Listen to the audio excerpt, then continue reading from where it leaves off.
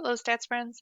So our final lesson in chapter 7 is about sample means. And a lot of what we're about to discuss is going to feel like complete deja vu from what we just discussed in the previous section because it's very similar. So we were looking at, sampling distributions of sample proportions, and now you're going to see sampling distributions of sample means, and oh my gosh, it's going to feel like the same thing.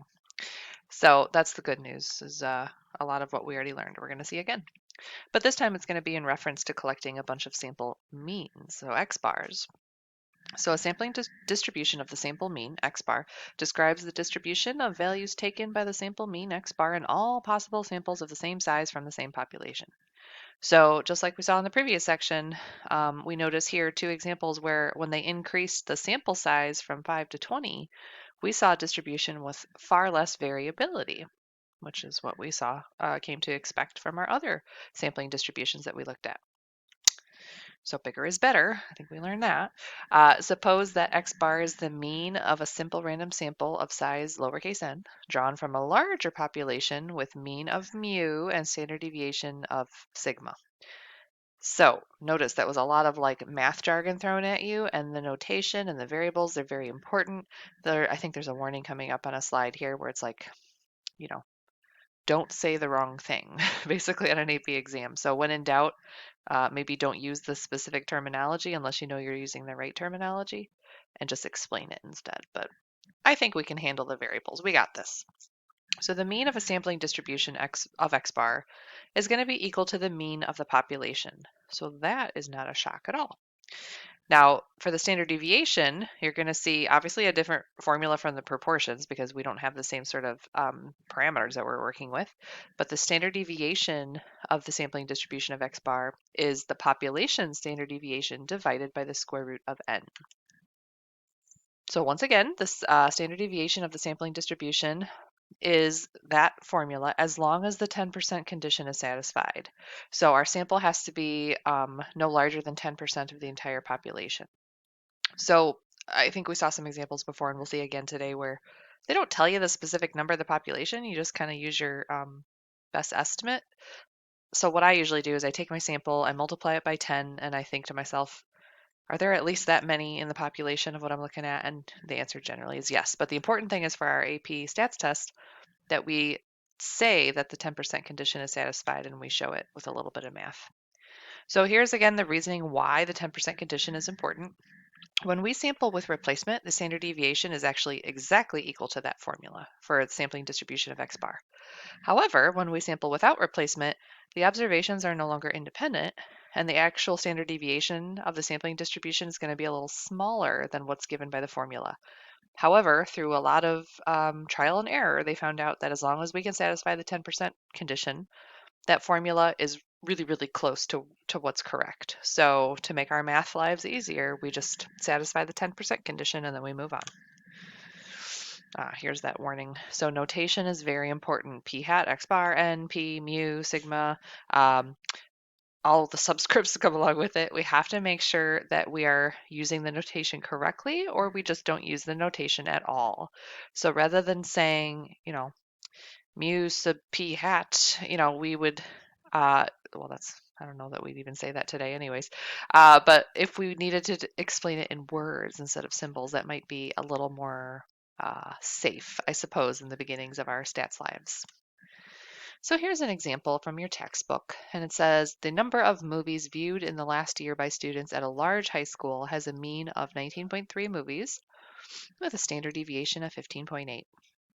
So that's for the entirety of the high school. That's the population data. Suppose we take a simple random sample of 100 students, so there's your n, from this school and calculate the mean number of movies viewed by the members of the sample. So first question, we're going to identify the mean of the sampling distribution of X bar. So remember, we have, it's not really a formula, but a statement that says the mean of your sampling distribution of X bar is equal to the mean of the population. So that would be the 19.3 movies. For part B, we're going to calculate and then interpret the standard deviation of the sampling distribution of X bar. And then it does warn you to verify that the 10% condition is met. So we should start by verifying the 10% condition. So I if I multiplied 100 by 10, that's like 1,000 kids, right? So I'm going to assume that there's at least 1,000 kids at this school. So what we write down is assuming that n equals 100 students is less than 10% of all the students at the high school, which again, they didn't actually do any calculations because they don't know, but they're just saying, verified. So then we use our formula for standard deviation, which says the population standard deviation divided by the square root of n. And remember, our sample size was 100. So the standard deviation is now calculated for the sampling distribution of X bar to be 1.58 movies. So now here comes that interpretation. And just like with all the other interpretations, there's a bit of a formula here. So I feel another poster in our lives, huh? In simple random samples of size 100. So that's going to change every time. The sample mean, and then here's where it's context, number of movies viewed will typically vary by about, that's always going to be the same thing. And then we replace this with the statistic 1.58 movies, and then from the true mean of 19.3 movies. So if I was going to write myself a little template, I would say in simple random samples of size blank, the sample mean blank will typically vary by about blank from the true mean of blank.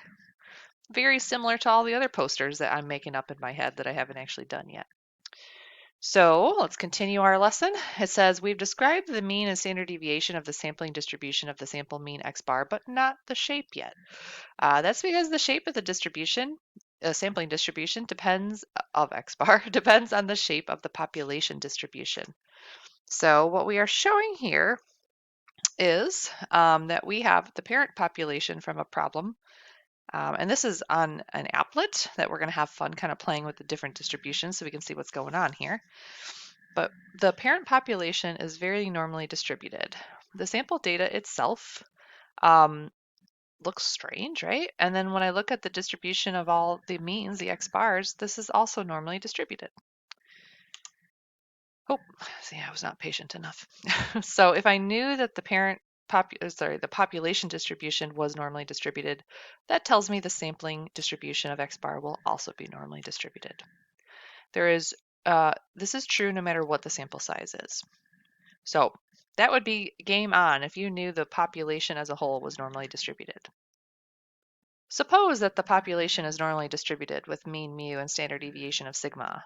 Then the sampling distribution of X bar has a normal distribution with, like we just said, provided the 10% condition is met. So that's kind of what we just talked about. The heights of young women follow a normal distribution. So right there, they're telling you the whole population is normally distributed with mean of 64.5 inches and standard deviation of 2.5 inches. So now they're going to want us to use our normal distribution skills to find the probability that a randomly selected young woman is taller than 66.5 inches. So we're going to start off by drawing ourselves a normal curve. And because the population is normally distributed, we're allowed to do that. Mean goes in the middle. And then we are going to let's see here. Yes, we're going to count it off by our standard deviation of 2.5 inches. And then they marked here the point that we're curious about. They want to know 66.5 inches and taller. So we're going from there up. Now, of course, various methods we could do this. We could find our z-score, standardize, use table A. We could standardize it and use a normal CDF with a standard normal curve. Or we could be lazy like Mrs. Abruzzo and just use a normal curve, clearly defining our lower and upper bound. Remember, this upper bound just has to be something ridiculously large. So like I always put 9999. And then the mean and standard deviation given. So this is the probability of a randomly selected young woman is taller than 66.5. So notice we haven't even talked about anything about a sampling data. That's why I like paused for a moment because I was confused. This is like an old school normal distribution question. So by the way, the probability was roughly 21.2%. So for part B, now we're going to incorporate the simple random samples. So find the probability that the mean height of a simple random sample of 10 young women exceeds 66.5. So same process, but because we are looking at a sampling distribution of X bar now, our mean is going to be the same, but our standard deviation, once I verify the 10% condition, which it is true, standard deviation is 2.5 divided by the square root of 10, the sample size. So the standard deviation is 0.79. Now, when you compare that back, oops, I don't need to go back up, so that is a much smaller standard deviation. So that you're going to see a very different looking curve. The curve itself is the same, but the area in which I'm curious about for probability is much different. So we are going to go calculate that using one of our favorite methods. Of course, this guy is my favorite method. So lower bound, upper bound, mean, and our new standard deviation. If you standardize, make sure you're using the new standard deviation. And we get a much smaller probability. So like 0.5%. Now, like every good math teacher, we should probably stop and have a discussion about why that is. The sampling data created a smaller standard deviation, which pushed our probability farther out into the tail when I was looking at 66.5. It wasn't a very big sample size, right? 10 young women. So your probability is going to shrink, basically. All right, moving along. So sampling from a normal population. What they're showing here are two distributions shown on the same graph for the axes. And you'll notice the population distribution comparatively to the sampling distribution. Oh, see, I should have been patient. We're about to talk about what I just said. Compare the sampling distribution of the sample mean height x bar for SRSs of 10 young women with the population. Oh, I feel like I lost a slide there. Well, we just did that, right? So notice the area under the curve in which we were calculating here on the population was much larger, so higher probability than on the sample. All right. What is this doing here? That's not even supposed to be here. Anywho, continue. Exam tip. Many students lose credit on probability calculations involving x bar because they forget to divide the population standard deviation by the square root of n. So the mathematical reason why we are doing that is because averages are less variable than the individual observations. So that's why we have to change that statistic by dividing by the square root of n from the original parameter. All right. So, but I like to bring this up to you guys though. I really love the way they grade the stats test for AP because it's very likely you got everything else. You nailed it in that question, but you did forget that one part. So while you won't get a perfect score, you can still get a whole bunch of your points on that problem. However, if it is multiple choice, you do gotta watch out because I'm sure they will sneak that in as one of the answer choices, trying to distract you from the right answer.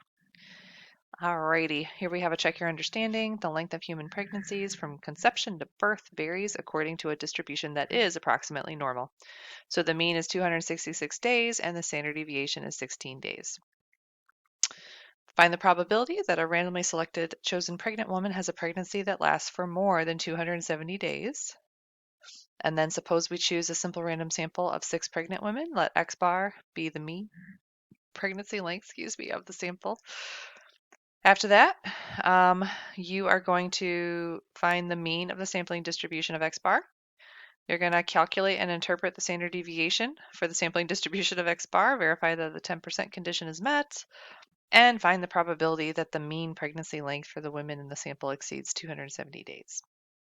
All right, you should pause the video and see if you can figure all that out.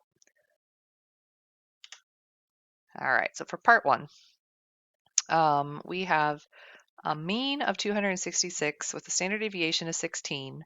So they drew their normal curve. They marked, they want to know 270 days or greater. So they marked that off. And then we had to perform our calculations using our favorite method. So of course, I'm going to use method 2, which is using technology with unstandardized data. So lower bound 270, upper bound of something big, mean and standard deviation, and they're going to get roughly 40%. So this is their interpretation of that. There is a 0.4013 probability of selecting a woman whose pregnancy lasts for more than 270 days.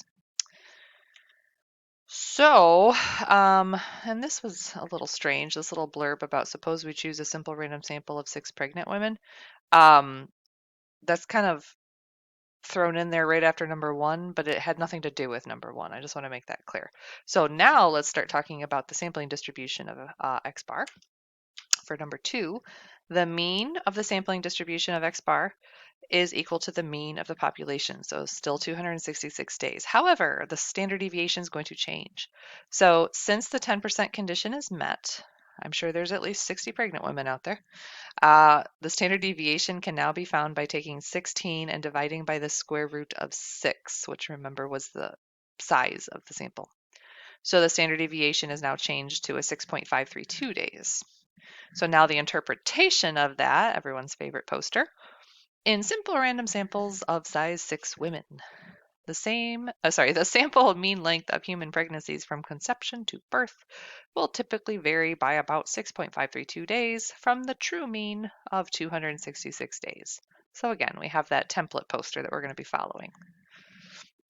All right, number 4, I forgot what it was already. Find the probability that the mean pregnancy length for the women in the sample, so now we're looking at a different normal distribution, right? Probability based off of that guy, so greater than 270. So the same thing we did in the previous question in number 1, except remember we have a different standard deviation this time. Now I'm a little perturbed because they didn't write out like their lower bound, upper bound business. So for me, I would say normal CDF, lower bound 270, upper bound 99999. Mean 266 and a standard deviation of 6.532. And then did they find it?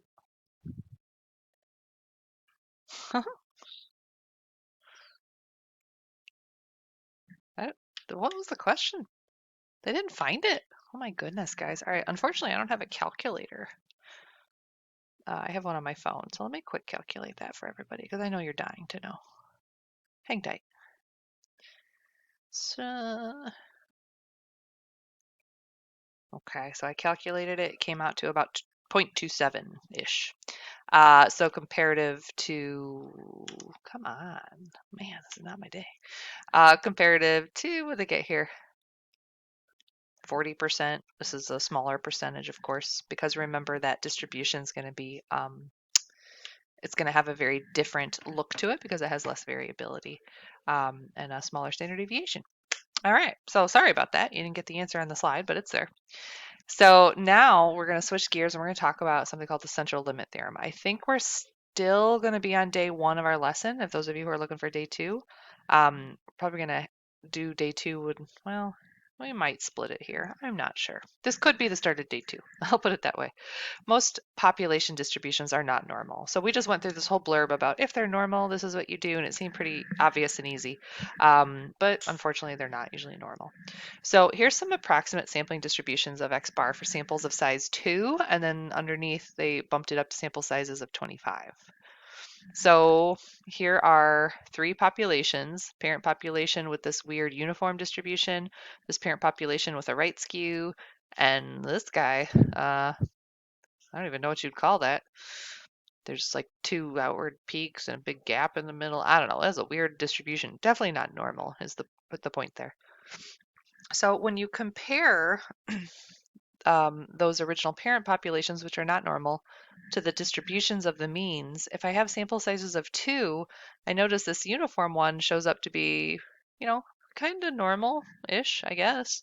But in sample size of 2 for the skewed right one, we still see that skewed right business. And then in this thing, whatever you want to call that, this isn't like there is a normal looking piece, but then there's other peaks is the issue. It's doesn't have a single peak. So that's not very exciting. But look what happens when they bump up the sample size to 25 in each of them. So here, 20, and I think they should have used a lowercase n here. My bad. All right, anywho, look, normal, normal, normal. So even though the original parent populations were so weird looking, not normal at all, when I created sample sizes that were larger, so in this case 25, it normalized the data. So this is the basis for what's called the central limit theorem. Draw an SRS of size n from any population with mean mu and finite standard deviation sigma. The central limit theorem, which they're going to henceforth abbreviate with CLT, says that when n is large, the sampling distribution of the sample mean x bar is approximately normal. So a great question now is, how large is large? So the number they came up with, and again, this is way above our pay grade. Some very smart people over the course of years figured this out. They found out when you're at least 30 for a sample size, that is good enough. So that was good. It kind of depends on the skewedness, right? So if the population distribution is normal, the sampling distributions of X bar will also be normal no matter what the sample size is. However, if your population distribution is not normal, then you got to make sure you have a sample size that's big enough. So they have this magical 30 rule they came up with. If the sample size is small and the population distribution is not normal, the distribution will retain some of the characteristics of the original population. So we saw that one example where it was skewed to the right, and then the sample, when it was size 2, was also skewed to the right. All right, we got a problem here. We got Keith is a manager of an auto care center. Based on service records from the past year, the time in hours that a technician requires to complete a standard oil change is right skewed with a mean of 30 minutes and a standard deviation of 20 minutes. So for a promotion, Keith randomly selects 40 current customers and offers them a free oil change and inspection if they redeem the offer during the next month. Keith budgets an average of 35 minutes per customer for a technician to complete the work. Will this be enough time? So this data is not normally distributed. So the first question is calculate the probability that an average time it takes to complete the work will exceed 35 minutes. So we're going to use the mean of the population, the 30 minutes, to be the mean of our sampling distribution of sample means. And then it's satisfying the 10% condition. So we're going to use that formula for standard deviation that we've been using. And then because the sample size is larger than 30, 40 is greater than or equal to 30, that allows us to say the distribution of X bar is approximately normal. So we do get to use our normal calculations. So again, your choice, z-score, standardize on the calculator or unstandardize on the calculator. You know I'm going with the last one. Lower bound of 35, upper bound of 1,000. Make sure you've drawn this distribution on your paper. Mean of 30, and then our new standard deviation of 3.16. Yep, I lost track of my number for a minute. And the probability comes out to, about 6%, 5.5%. So that's pretty good. I mean, he's probably safe. The statement here is there's only a 5.68% probability that Keith hasn't budgeted enough time for people to complete the work. But, does he want to risk it? So maybe he's like, you know what, that's too close for comfort. How much time should he put on if he wants to be 99% certain that he won't go over time budget? So this time we're going to draw our normal curve again, but we want this ending mark here to be way up here yonder because I want to be 99% sure he's going to get it done, which means there's just like a 1% little piece off into the tail here. So we're going to go back and use what's called the inverse norm, right? The inverse norm. Now, if you use table A, you're going to be looking for the area to the left of your mark, the 0.99 on table A, to find out what z-score you're standing at, and then use your z-score formula backwards to find the value for X bar. Now me, I'm just using inverse norm on my calculator. So on the newer calculators, remember, they ask whether it's, the right tail, left tail, or center. So you can kind of adjust how you enter this on your calculator. But the old school way of entering it is you'd enter first the area to the left of the mark, so 0.99. The mean is 30 and the standard deviation is 3.16. So that tells us that after some calculations, either method gives us an answer of about 37.4 minutes. So this mark right here would be 37.4. So Keith's going to need to budget 37.4 minutes per customer to be 99% sure that he has enough time to get all the oil changes done. Cool. All right, this is most definitely day 2. I have a feeling the central limit theorem was also day 2, but we'll see. All right, the heights of 10-year-old girls can be modeled by normal distributions with mean mu sub g to signify the girls' distribution of 56.4 inches, standard deviation of 2.7 inches, as compared to the 10-year-old boys, who are also modeled by a normal distribution with a mean of 55.7 and a standard deviation of 3.8. So what we're going to do here is we're going to, just like we did in the proportions, look at the difference between two means this time.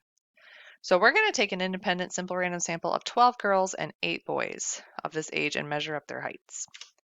All right, here goes. So everything we know to be true is still true about these individual distributions. So if the shape is approximately normal because the population is approximately normal, that takes care of that business. The center of the sampling distribution of means is equal to the population mean. So for girls, it's going to be 56.4, and for boys, it's 55.7. The 10% rule is satisfied because there are at least 120 girls and at least 80 boys. So we can go ahead and use this formula to figure out the standard deviations for each distribution separately. And notice they're using some really cool subscripts to signify which ones are girls and which ones are boys, because we got to keep these separate. So now they're going to ask us, what can we say about the difference of x bar sub girls minus x bar sub boys? So the sample mean distribution for girls minus sample means of boys. Well, here's a whole bunch of simulations of the sampling distribution of the difference of girls minus boys. So one particular dot that they've highlighted for you represents one particular sample. So in one particular sample simulated, there was average for girls of 56.09 and for boys of 4.68.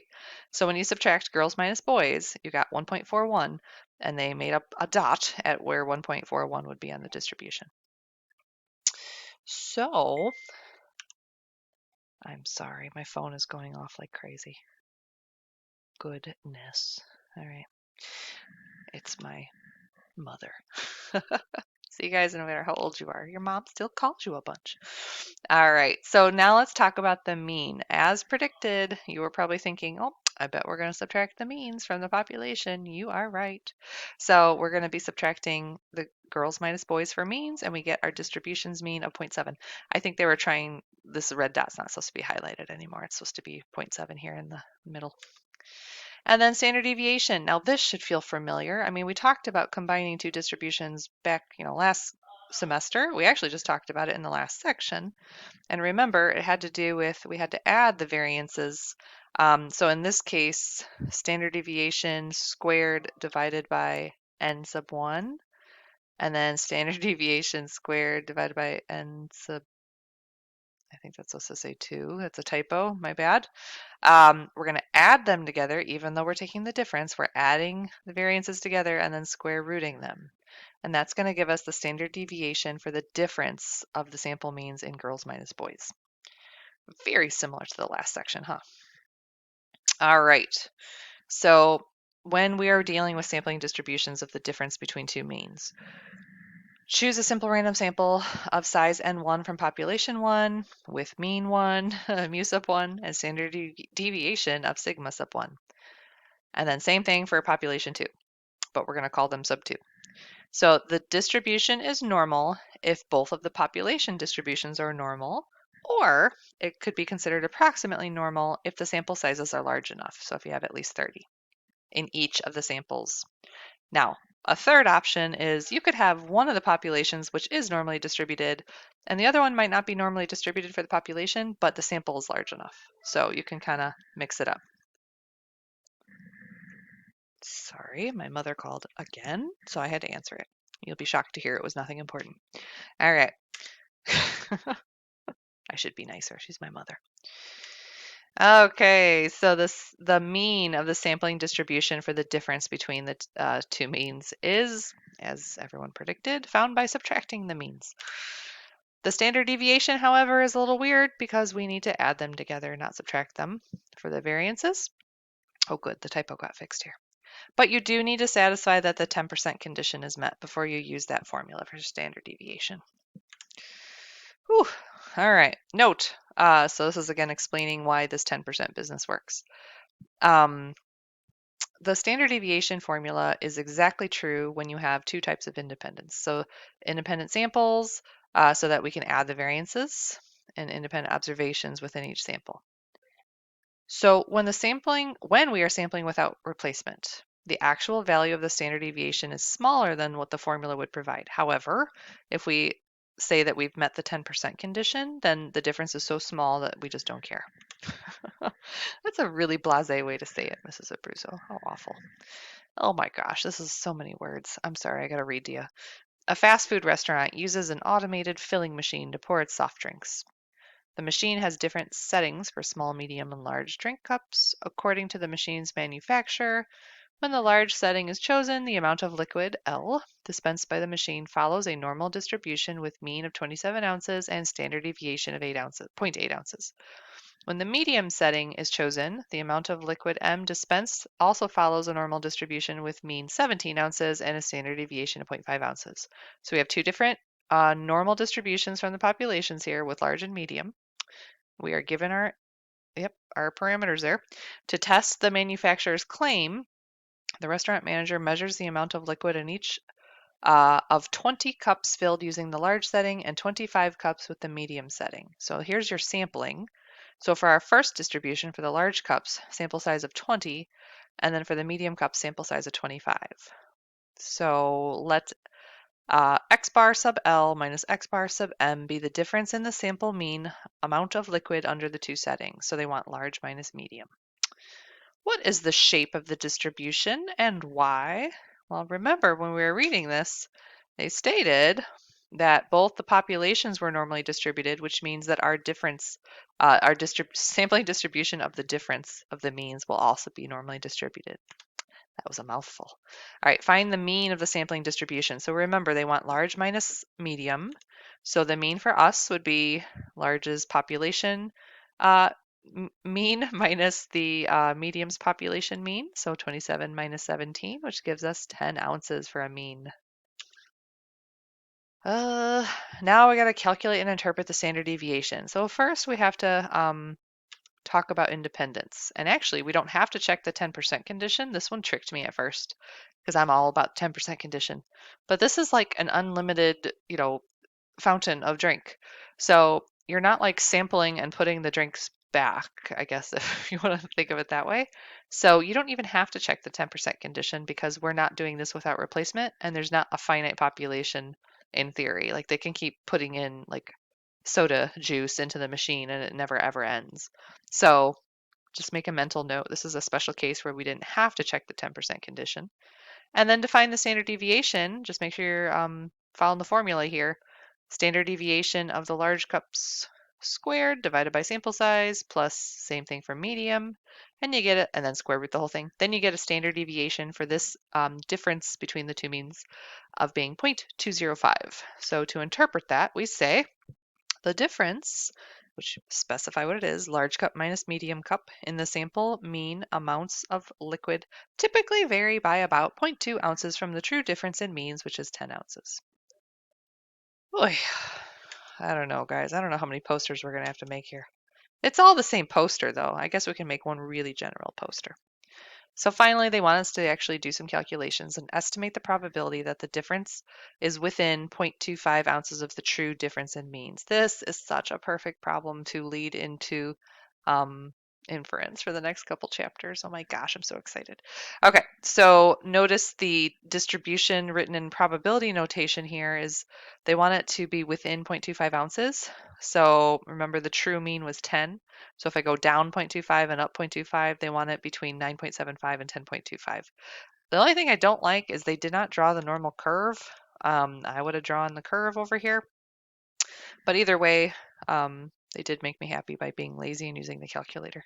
So lower bound of 9.75, upper bound of 10.25 with our sampling distribution of the difference of means. Your mean was 10 and your standard deviation for that guy we just calculated to be a 0.205. Using the calculator, we found 77.7%. So I don't know if that means anything to our manager, if he's impressed or not, but that's the calculation. All right, that was it, guys. So that's all of chapter 7.